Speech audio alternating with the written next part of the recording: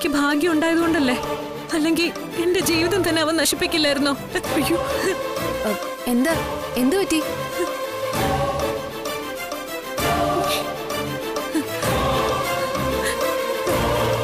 അമ്മ പോവാം. നീ തോക്കിങ്ങതാ. അല്ലമ്മ ഞാൻ വേണ്ട, ഞാൻ ഇവിടെ തരാനല്ലേ പറഞ്ഞത്.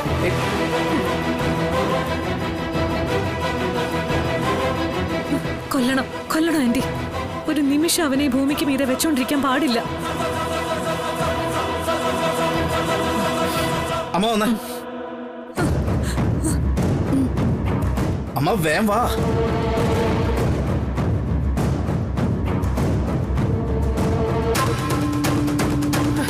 തുറക്ക്.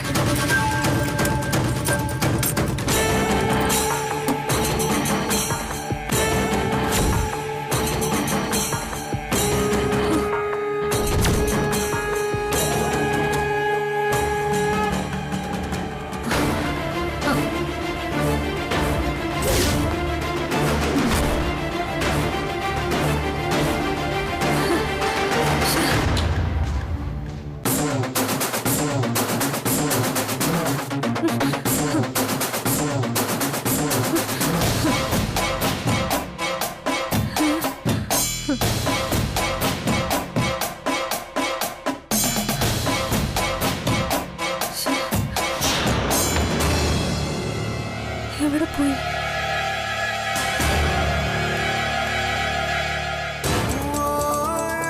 ആളെവിടെ സുസ്മിത? ഇതിന്റെ ഉള്ളിൽ തന്നെ ഉണ്ടായിരുന്നു ആന്റി. എന്നിട്ട് എവിടെ? ഇവിടെ ഒന്നും കാണാനില്ലല്ലോ.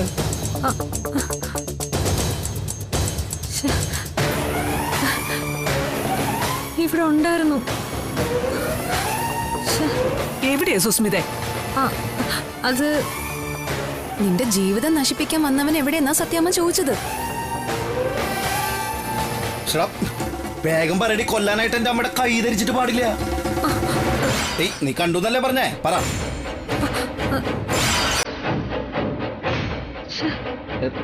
താഴെ ഉണ്ടാ? എവിടെ?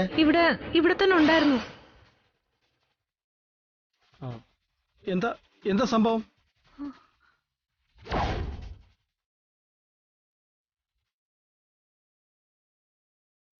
ആരോ മുറി കയറിയിട്ടേ സുസ്മിതനെ മാനഭംഗപ്പെടുത്താൻ ശ്രമിച്ചു അത്രേ.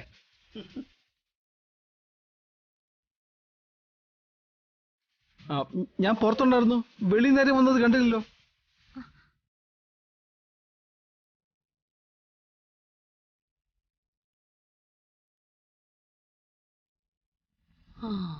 അപ്പോ ഇതേ അത് തന്നെയാ സംഭവം.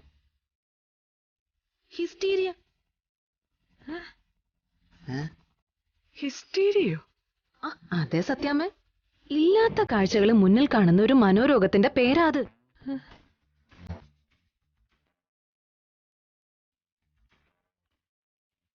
ഇല്ലാത്ത പുലിയും കടുവയൊക്കെ ഈ അസുഖമുള്ളവര് നേരിൽ കാണും. അതിനെ കണ്ട് പേടിച്ചോടുകയും ചെയ്യും. സത്യത്തിൽ അവരുടെ മനസ്സിൽ സങ്കല്പിച്ചുണ്ടാക്കുന്നതാ അത്.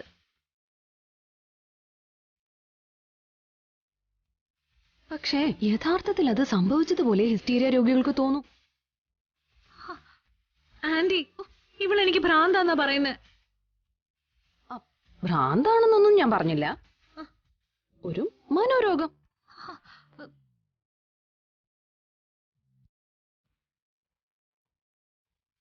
അസുഖം ഉണ്ടാവുന്നത് ഒരു തെറ്റൊന്നുമല്ല, ചികിത്സിച്ച ഭേദമാക്കാവുന്നതല്ലേ ഉള്ളൂ.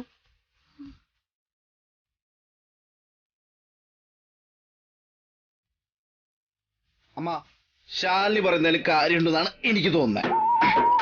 അതെ, ഈ റൂം പുറത്തുനിന്ന് പൂട്ടിയിരിക്കുകയായിരുന്നു. ഈ രണ്ട് ജനലുകൾ തുറന്നിട്ടുമില്ല. പിന്നെ ഇതിൻ്റെ ഉള്ളിൽ ആരെങ്കിലും ഉണ്ടായിരുന്നെങ്കിൽ അന്തരീക്ഷത്തിൽ അങ്ങോട്ട് മാഞ്ഞു പോയാ. അല്ല, എനിക്ക് മനസ്സിലാവുന്നില്ല.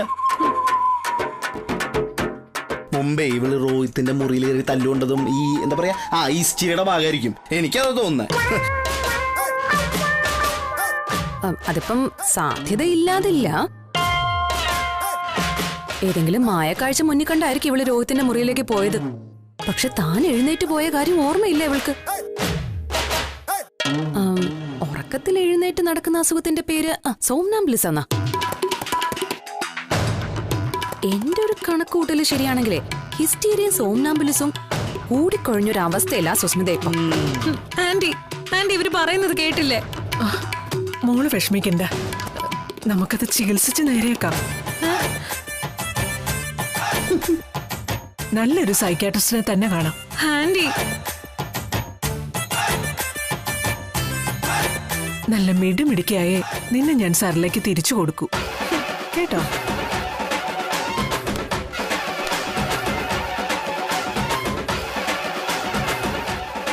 ഇപ്പൊ നമുക്ക് പോവാം, വാ. സത്യമേ, പിന്നെ വേറൊരു കാര്യം കൂടി. അല്ല, നമ്മള് സുസ്മിതയുടെ കല്യാണം നടത്താൻ തീരുമാനിച്ചിരിക്കല്ലേ. ഈ അസുഖത്തിന്റെയും ചികിത്സയുടെയും കാര്യമൊന്നും പുറത്താരും അറിയണ്ട. ഒരു മനോരോഗിയെ വിവാഹം കഴിക്കാൻ ആരും തയ്യാറാകത്തില്ല. അത് ശരിയമ്മ, അത് ശരിയമ്മ. ആരും അറിയാതെ നോക്കാം. മോളെ സുസ്മിത വന്നേ, വാ. ആന്റി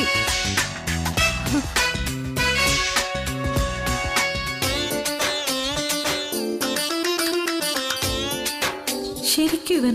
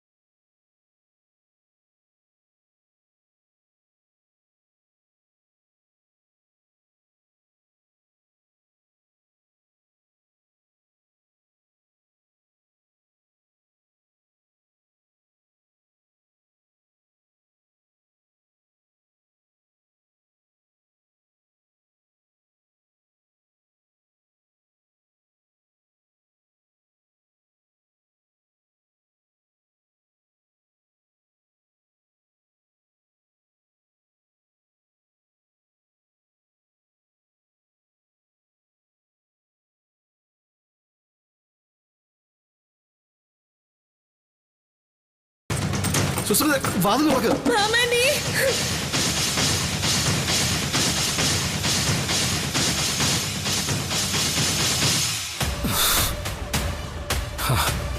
ശാലിനി, ഇനി അതേ ഉള്ളൊരു വഴി.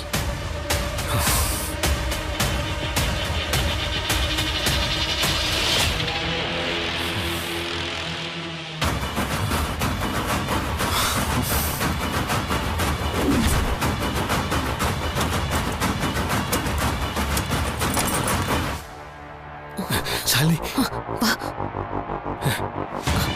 വേഗം വാ രോഹിത്. ചാവി അവൾ എടുക്കാതെ പോയത് ഭാഗ്യായി. വേഗം ആവട്ടെ, പോ.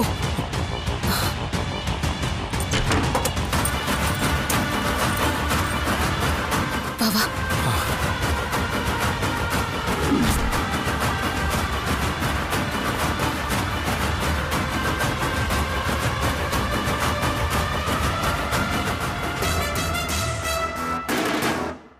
വന്നേ.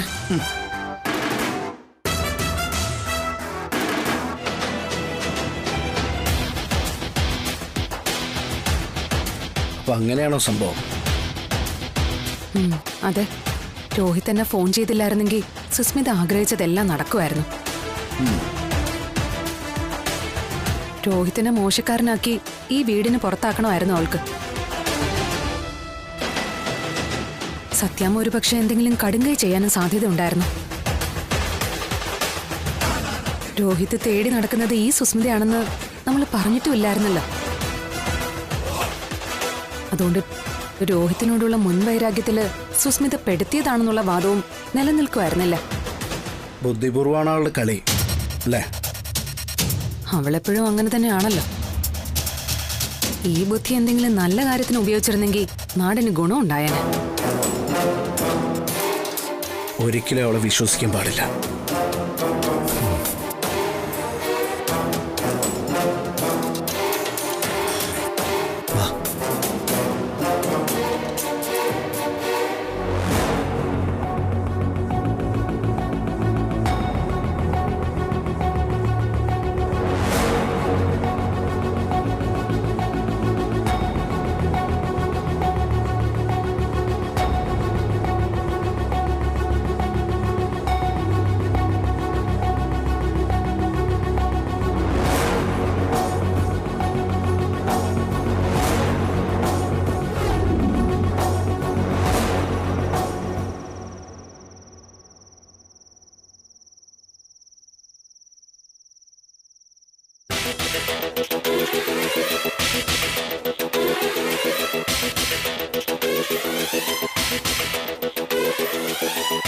ശ്യാമേ, നിനക്കെന്താ വിശപ്പില്ലേ?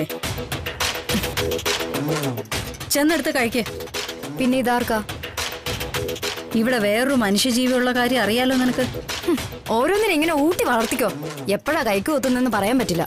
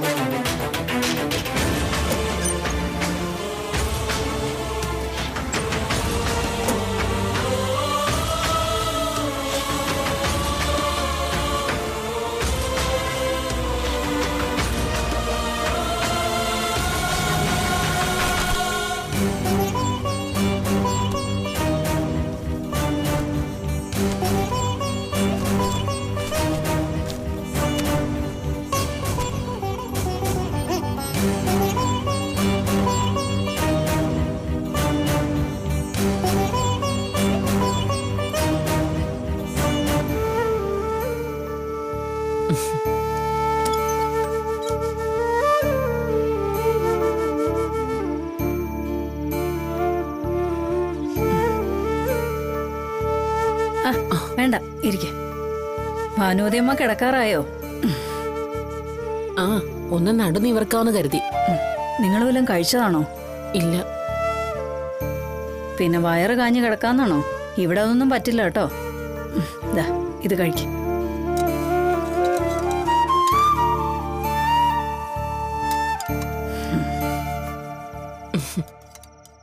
വീട്ടിനകത്ത് കിടക്കാൻ നിങ്ങളോട് പറഞ്ഞതല്ലേ ഞാൻ?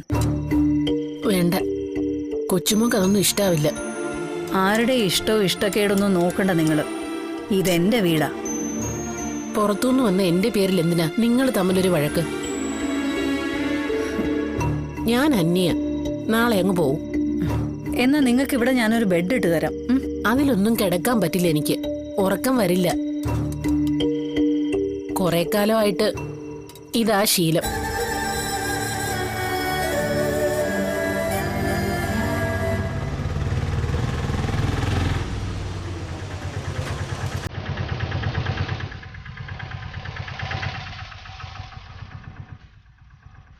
ഈ സമയത്ത് ഇതാരാ?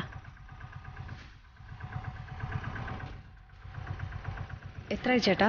നിങ്ങൾ കഞ്ഞി കുടിക്ക്, ഞാൻ നോക്കിയിട്ട് വരാം.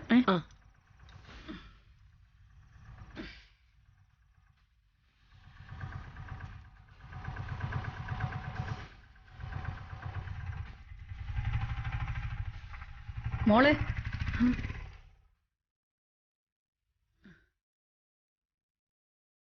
നീ എന്താ മോളെ ഈ സമയത്ത്? രാജീവ് സാർ ഇവിടെ?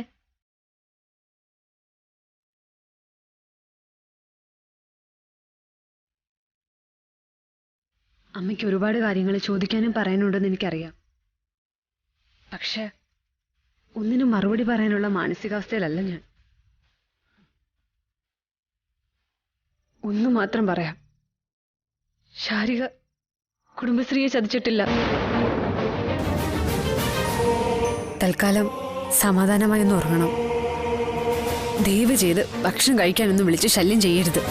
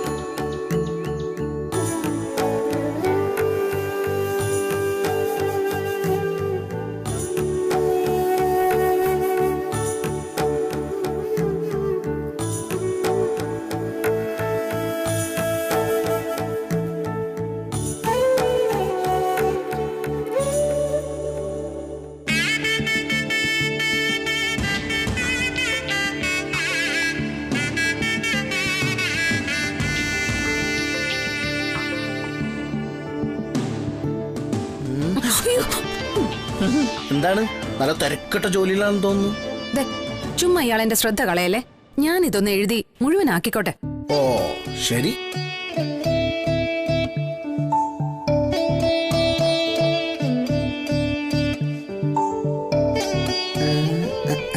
ദേ, നോക്കല്ലേ. ഓ പിന്നെ എനിക്ക് പോയി നോക്കാനല്ല നേരം.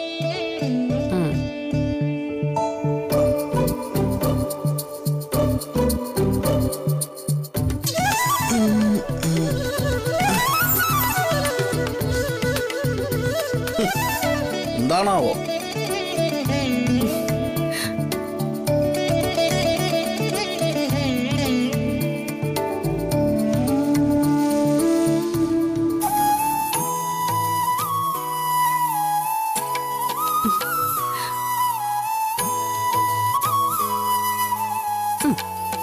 കഴിഞ്ഞു. വായിച്ചു നോക്ക്. ഓ നമ്മൾ ഈ IAS പഠിച്ചിട്ടില്ലാത്തോണ്ട് ഇതൊന്നും വച്ച പിടിയിട്ടില്ല. അച്ചടാ, ദേ പെണങ്ങല്ലേ. നോക്ക്, ദേ ഇത് ലോകത്തെ എല്ലാവർക്കും മനസ്സിലാവുന്ന ഭാഷയാ. എന്തോ മലയാളോ? അല്ല, പ്രണയത്തിന്റെ ഭാഷ. ഇതേ ഒരു പ്രണയലേഖനോ. പ്രണയലേഖനോ? വായിച്ചു നോക്ക്. ഞാൻ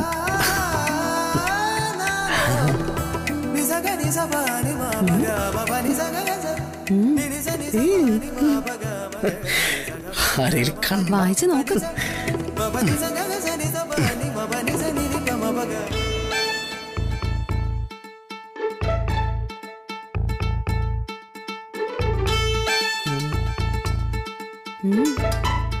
അല്ല ഇത് ഇയാളിത് മുഴുവൻ വായിക്കേ.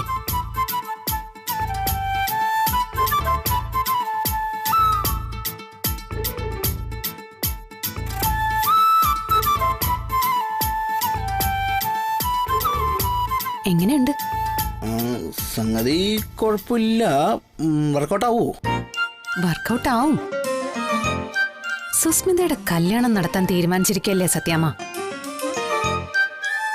ആ മനസ്സിലേക്ക് ചില വിത്തുകൾ ഇട്ട് കൊടുത്താൽ മതി നമ്മള്. അത് അവിടെ കിടന്ന് മുള പൊട്ടിക്കോളും. മയക്കുവെടി കൊണ്ടൊന്നും തന്നെ തളയ്ക്കാൻ കഴിയില്ലെന്നാണല്ലോ സുസ്മിത പറയുന്നത്. ഇനി മയക്കുവെടിയൊന്നുമില്ല, ശരിക്കുള്ള വെടി തന്നെ.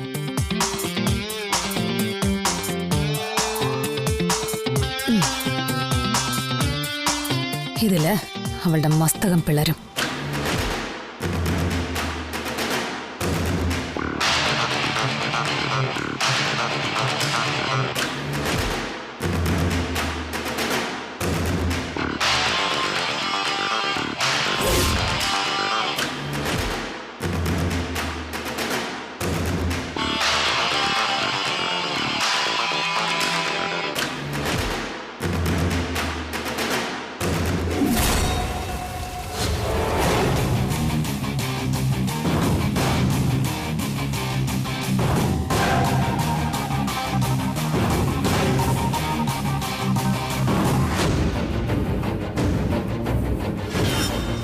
പേഷ്യന്റിനെ ഞാൻ അങ്ങോട്ട് കൊണ്ടുവരാം ഡോക്ടർ. ആ ഡോക്ടർ, വിവരം പുറത്താരും അറിയരുതെന്നൊരു അഭ്യർത്ഥനയുണ്ട്.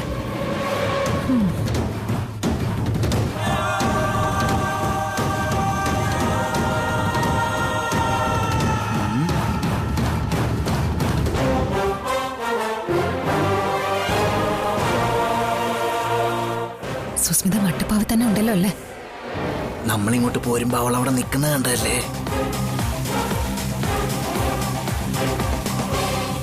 ശരിക്കും അവനവിടെ കാറ് കഴുകുന്നുണ്ടോ അതോ അതെന്റെ തോന്നലാണോ?